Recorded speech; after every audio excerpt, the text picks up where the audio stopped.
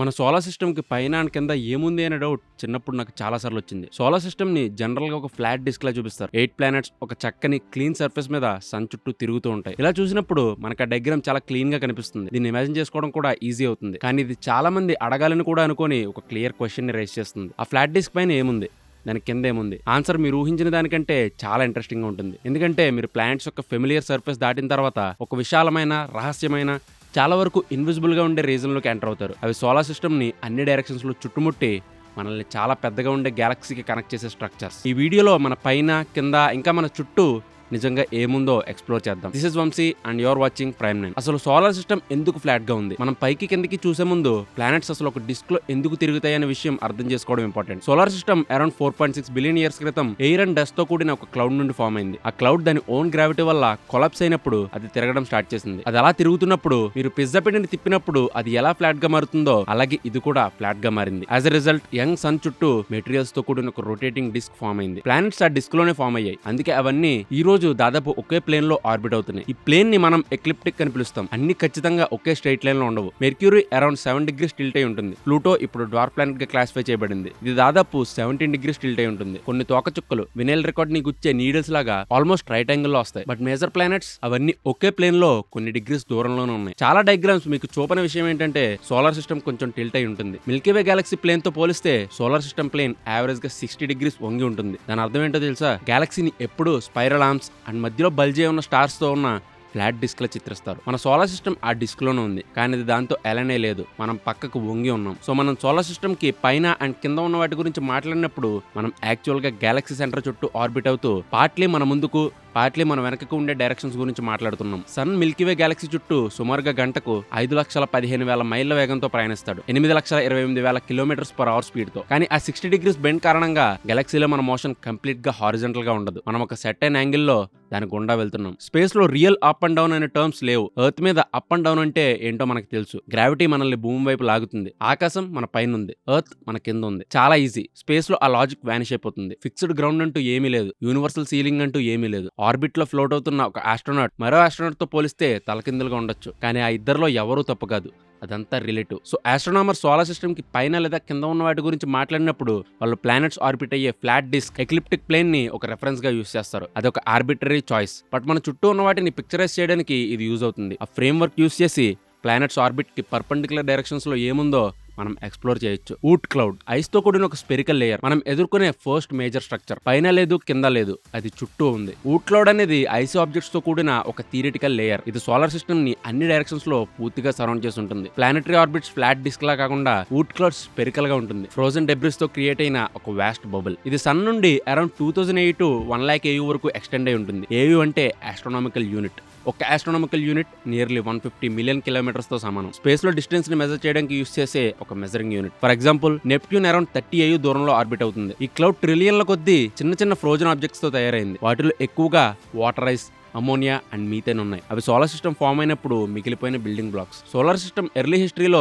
Jupiter and Saturn తో జరిగిన gravitational interactions వల్ల ఈ ఐస్ బ్లాక్స్ బయటకు విసిరివేయబడ్డాయి. కొన్ని పూర్తిగా తప్పించుకున్నా మరికొన్ని హ్యూజ్ ఆర్బిట్స్ లో ట్రాప్ అయిపోయాయి. అవే ఇప్పుడు ఊట్ క్లౌడ్ ను ఫామ్ చేస్తున్నాయి. మనం ఊట్ క్లౌడ్ ను ఎప్పుడు డైరెక్ట్ గా అబ్జర్వ్ చేయలేదు. అది చాలా దూరంలో అండ్ చాలా మసకగా ఉంటుంది. కానీ లాంగ్ పీరియడ్ కామెట్స్ వల్ల అది ఉందని మనకు తెలుసు. ఈ తోకచుక్కలు ఒక ఆర్బిట్ ని పూర్తి చేయడానికి వేల లేదా లక్షల సంవత్సరాలు తీసుకుంటాయి. అండ్ అవి జస్ట్ ప్లానెట్స్ ప్లేన్ నుండే కాకుండా అన్ని డైరెక్షన్స్ నుండి వస్తాయి. ఆ spherical expansion out cloud speciality. The heliosphere our protective bubble. మనకి దగ్గరగా మన చుట్టూ అన్ని డైరెక్షన్స్ లో సరౌండ్ అయి ఉన్న మరో స్ట్రక్చర్ ఇది. ఇది ఎక్లిప్టిక్ ప్లేన్ కి పైన కింద కూడా ఉంది. సన్ కాన్స్టెంట్ గా సోలార్ విండ్ అని పిలువబడే చార్జ్డ్ పార్టికల్ స్ట్రీమ్ ని ఎమిట్ చేస్తుంది. ఈ పార్టికల్స్ బయటికి ట్రావెల్ చేస్తున్నప్పుడు అవి ఇంటర్ గ్యాలక్టిక్ స్పేస్ నుండి వచ్చే పార్టికల్స్ ని బయటికి నెట్టేస్తాయి. దీనివల్ల మొత్తం సోలార్ సిస్టమ్ చుట్టూ ఒక రకమైన ప్రొటెక్టివ్ బబుల్ ఫామ్ అవుతుంది. ఈ బబుల్ ని హీలియోస్పియర్ అంటారు. హీలియోస్పియర్ కంప్లీట్ గా రౌండ్ గా ఉండదు.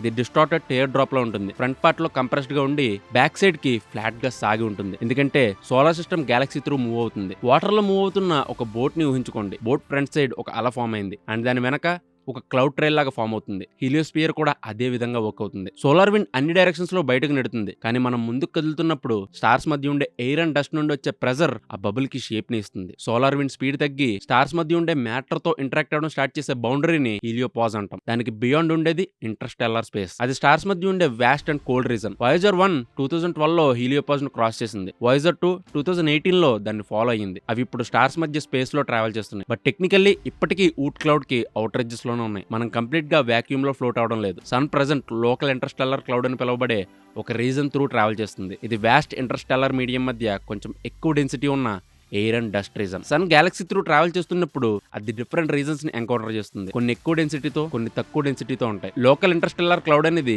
బిలియన్ల సంవత్సరాలుగా కొనసాగుతున్న ఒక జర్నీలో కేవలం ఒక స్టేజ్ మాత్రమే. ఈ క్లౌడ్ ఎక్లిప్టిక్ ప్లేన్ కి పైన కింద ఎక్స్టెండ్ అయి ఉంది. ఇది ఫ్లాట్ గా ఉండదు. ఇది మనల్ని 3 డైమెన్షన్స్ లో సరౌండ్ చేసి సోలార్ సిస్టమ్ కి రా మెటీరియల్ ని ప్రొవైడ్ చేస్తుంది. ఇంకా జూమ్ అవుట్ చేస్తే మనకు ఒక అద్భుతమైన విషయం కనిపిస్తుంది. సోలార్ సిస్టమ్ లోకల్ బబుల్ అని పిలువబడే ఒక విశాలమైన స్పేస్ రీజన్ లో ఉంది. ఇది అరౌండ్ 1000 లైట్ ఇయర్స్ డయామీటర్ కలిగిన ఒక క్యావిటీ. ఇక్కడ మ్యాటర్ డెన్సిటీ ఎక్స్ట్రాడినరీలీ లోగా ఉంటుంది. ఇది ఒక కాస్మిక్ వాయిడ్ లాంటిది, నాట్ ఎంటీ. కానీ గ్యాలక్సీలోని సరౌండింగ్ రీజన్స్ కంటే చాలా తక్కువ డెన్సిటీతో ఉంటుంది. అసలు ఈ బబుల్ ఎలా ఫామ్ అయింది? By supernova. Last 14 million years లో ఈ ప్రాంతంలో కనీసం 15 సూపర్నోవాలు ఎక్స్ప్లోడ్ అయ్యాయని ఆస్ట్రోనామర్స్ ఎస్టిమేట్ చేస్తున్నారు. ఈ భారీ stellar explosions gas and dust ని బయటకు తోసి మనం ఇప్పుడు ఉంటున్న ఈ క్యావిటీని ఫామ్ చేశాయి. సోలార్ సిస్టమ్ ఎల్లప్పుడూ ఈ బబుల్ లోపల లేదు. అబౌట్ 5 మిలియన్ ఇయర్స్ అగో గ్యాలక్సీలో మన జర్నీ మనల్ని లోకల్ బబుల్లోకి తీసుకెళ్లింది. మనం దాన్ని అవుటర్ వాల్ త్రూ ఎంటర్ అయ్యాం. ఎడ్జ్ లో పేరుకుపోయిన ఎయిర్ అండ్ డస్ట్ తో కూడిన ఒక డెన్స్ రీజన్. ఆ జర్నీకి మనకు ఫిజికల్ ఎవిడెన్స్ ఉంది. భూమి మీద ఉన్న డీప్ సీ సెడిమెంట్స్ లో ఐరన్ 60 హై లెవెల్స్ లో ఉంది. ఇది సూపర్నోవాలలో మాత్రమే ఫామ్ అవ్వగల ఒక రేడియో యాక్టివ్ ఐసోటోప్. ఈ డిపాజిట్స్ టైం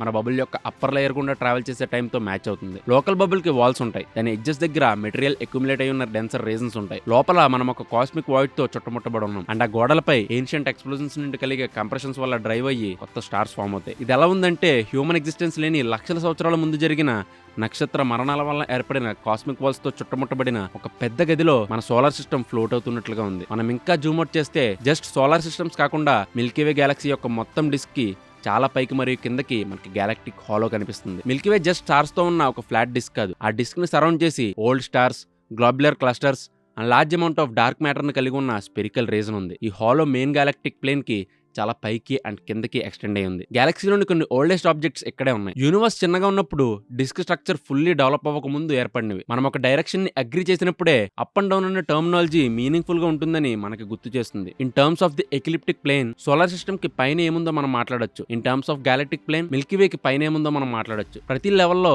స్ట్రక్చర్ ఉంది, మోషన్ ఉంది, హిస్టరీ ఉంది. యూనివర్స్ లో మన ప్లేస్ గురించి ఇది మనకి ఏం చెప్తుంది? మనం సోలార్ సిస్టమ్ పిక్చర్స్ ని స్కూల్ టెక్స్ట్ బుక్ లో చూసినప్పుడు ప్లానెట్స్ నీట్ గా క్లీన్ గా ప్లేస్ అయి ఉండడాన్ని చూస్తాం. ఇది ఆర్బిటల్ మెకానిక్స్ ని టీచ్ చేయడానికి హెల్ప్ అవుతుంది, కానీ అది ఒక ఫాల్స్ ఇంప్రెషన్ ఇస్తుంది. రియాలిటీ చాలా కాంప్లెక్స్ అండ్ ఇంట్రెస్టింగ్ గా ఉంటుంది. ప్లానెట్స్ కి above and below solar system form అయినప్పటి నుండి ఐసీ డెబ్రిస్ తో మనం సరౌండ్ చేయబడి ఉన్నాం. ఇంటర్స్టెల్లార్ గ్యాస్ ను పుష్ చేస్తున్న సోలార్ విండ్ బబుల్ తో మనం ఆవరించబడి ఉన్నాం. మనం స్టార్స్ మధ్య ఉన్న మ్యాటర్ క్లౌడ్స్ గుండా ట్రావెల్ చేస్తున్నాం. ఏన్షియంట్ సూపర్నోవా చేత చెక్కబడిన ఒక వాస్ట్ క్యావిటీ లోపల మనం తేలుతున్నాం. సోలార్ సిస్టమ్ ఏకాంతంగా లేదు. అది ప్రతి లెవెల్లో గ్యాలక్సీకి కనెక్ట్ అయి ఉంది. దాని త్రూ ట్రావెల్ చేస్తూ దానిచే రూపుదిద్దుకుంటూ మన పాదాల కింద ఉన్న రాళ్లలోనే కాస్మిక్ ఈవెంట్ ఎవిడెన్సెస్ ని మోసుకెళ్తుంది. And maybe most amazing thing ఇదే. ఆ కాంప్లెక్సిటీ అంతా ఉన్నప్పటికీ spherical shells, cosmic bubbles, supernova శిథిలాలు, ఒక నార్మల్ స్టార్ కి సమీపంలో ఉన్న ఒక చిన్న రాకీ ప్లానెట్ మీద లైఫ్ స్టార్ట్ అయింది. మనం ఈ స్ట్రక్చర్ కి జస్ట్ అబ్జర్వర్స్ మాత్రమే కాదు, మనం దానిలో ఒక పార్ట్. మనం వాయేజర్ 1 సూపర్నోవా రెమినెంట్స్ లోకి ఎంటర్ అవడం గురించి మాట్లాడుకున్నాం, కానీ దాని ప్రయాణం ఇంకా ఎండ్ అవ్వలేదు. ఆ స్పేస్ క్రాఫ్ట్ ఇప్పటికీ ప్రయాణిస్తూనే ఉంది, ఇప్పటికీ ఇన్ఫర్మేషన్ పంపుతూనే ఉంది. Thank you for watching and do subscribe Prime9.